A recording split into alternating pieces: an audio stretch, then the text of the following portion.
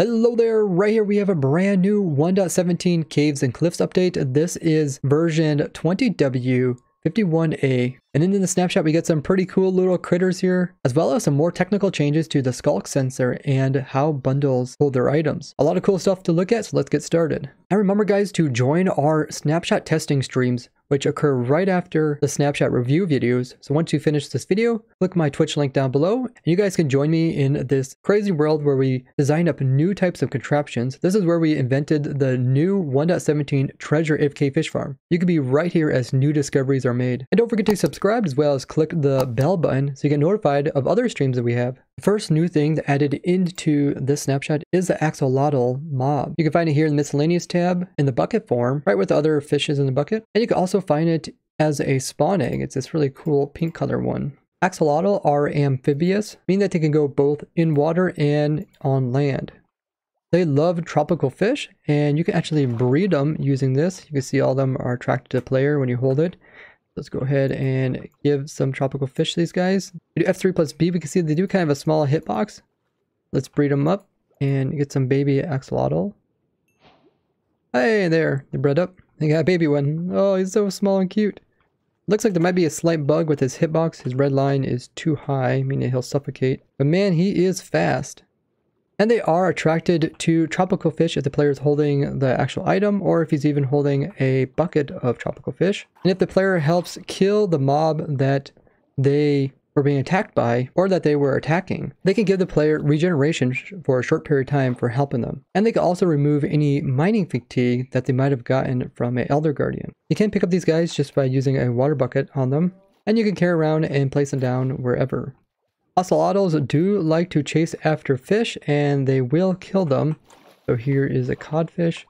You can see these guys are going to come after him and kill him. They kill him pretty quickly. They also do this towards squid. So you could make like a fish farm or a squid farm. Fishes giving like the fish loot as well as the bone meal, and the squids giving the ink sacs. They are skittish when it comes to attacking drowns, but we can encourage them by having some tropical fish so that they come towards you and will start attacking them. This can be used to make them attack guardians as well as drowns. Even though they are an amphibious mob, they will dry out if they're out of water for so long. So after 5 minutes of being out of water, they will start taking damage. But if they're in water, or if it's raining on land, then they won't take damage. When these guys get damaged too heavily, they can kind of pretend that they're dead and mobs won't attack them, but they will get regen, so they can kind of heal whatever damage they took. This is a really unique feature, as most kind of pet mobs that the player has won't regenerate their health. These guys could attack stuff for you and then also play dead, and then also regenerate anything that they lose. This would be great for infinitely automatic farms. You don't have to constantly worry about healing up the mob that's helping you. Now there is 4 common types of them. And these are the pink one, brown one, yellow, white, and there's one rare variation, which is this purple one, making a total of 5 different colors. If you're wondering how rare the rarest one is, which is the dark blue and gold one, Tibby's friend Crossfire looked it up, and it is 1 in 1200. So that is extremely rare, and that'll be a lot of fun to try to obtain as a rare mob. And you get these different variations by changing the variation number. They also have a health of 14, which is kind of between passive mobs and hostile mobs. Now currently these guys don't spawn naturally in the world for 1.17, but they will. In the meantime, you can use the bucket or the spawn egg. It should be a lot of fun building different types of farms like fish farms, squid farms, guardian farms, drown farms using these guys. And we'll be doing this in our snapshot world. They also made changes to bundles and shulker boxes. If they have netherite stuff inside of them, when they get destroyed, they will drop their items rather than destroying the actual bundle or shulker box itself. So let's go ahead and drop one in there, and you can see how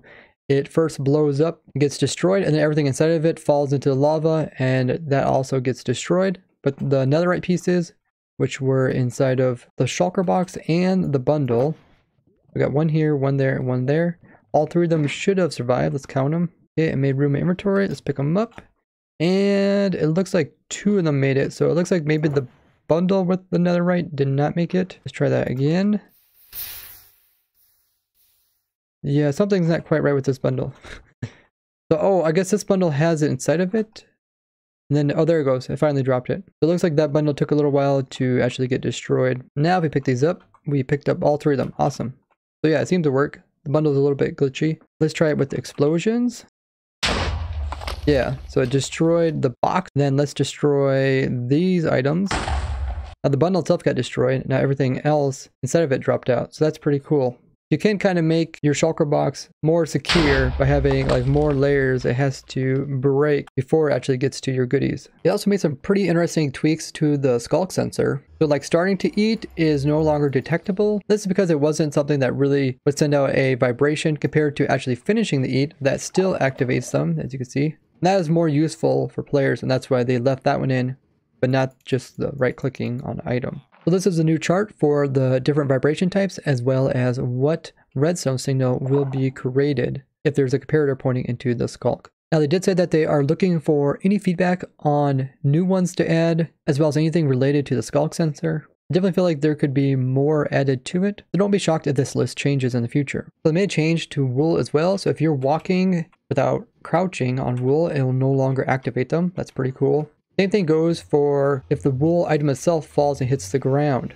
So that's considered different than if any other item hits the ground, that does activate it. So the wool is kind of like quiet, so you can walk on it, drop it, you can even place it without activating them. I really like that when there's uniqueness to different blocks. Allows us to do a lot more with redstone and game mechanics. They also made a really big change, which is if the Sculk sensor is covered in water, it won't make any noise when it's activated. Let's go ahead and change all of these to be waterlogged. This one, as well as this one.